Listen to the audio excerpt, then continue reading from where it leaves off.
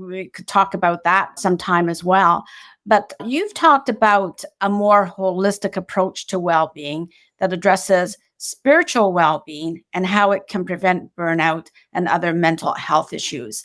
What do you mean when you say spiritual well being?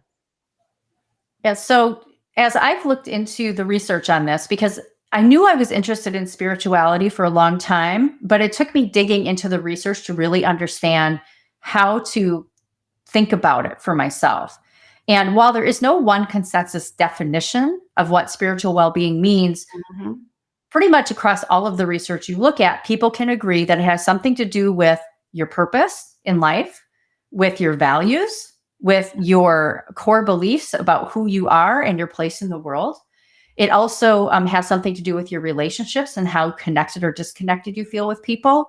And it has to do with, do I feel connected to something bigger than myself? And so I call this term transcendence in my book. So purpose, connection, and transcendence. And as I've thought about where I was when I experienced burnout, I was doing all of the things that I thought had to do with well-being and self-care, training for half marathons on the weekends, doing my fresh fruit and vegetable smoothies for lunch and breakfast. I was trying to get back to more regular sleep. So I was doing a lot of the right things you think of when you think of well-being, but I wasn't paying enough attention to these other areas. And I've come to realize there's a huge connection between purpose, connection, and transcendence and mental and physical health, as well as our performance in our work.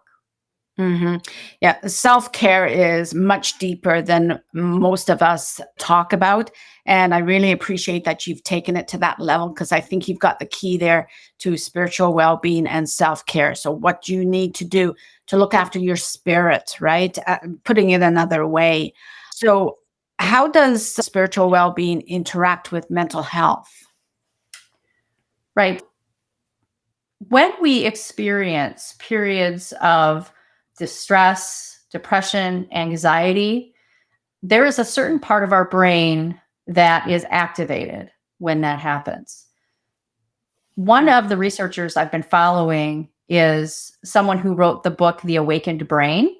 Dr. Lisa Miller, I believe, might be the name. And she's a clinical psychologist. And she has been studying with functional MRI technology what happens when people are experiencing depression and anxiety and what happens when they have a stronger sense of spirituality.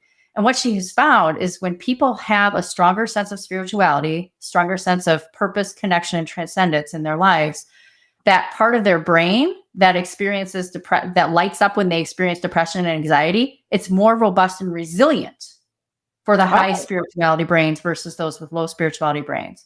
And when we encounter these challenges in our life, according to Dr. Miller, it is an opportunity for us to step into that space and to strengthen our spiritual well-being by using these spiritual well-being tools. And that makes us more resilient to subsequent issues of depression and anxiety. Now, there are a lot of influences on mental health. Some of them are biological and chemical. Some are situational and circumstantial. This isn't the next silver bullet or magic pill. I'm not suggesting it's that simplistic, but paying attention to our relationships, to our sense of purpose in life, and to those things that help us to feel held and supported and connected to something bigger than ourselves. These things can make a significant difference in preventing subsequent issues with mental health. Now, they can't totally prevent it. If you are in a toxic workplace, say, and all of those pressures and things that contribute to burnout are higher than the degree of resourcefulness you bring to it, eventually it's going to catch up with you.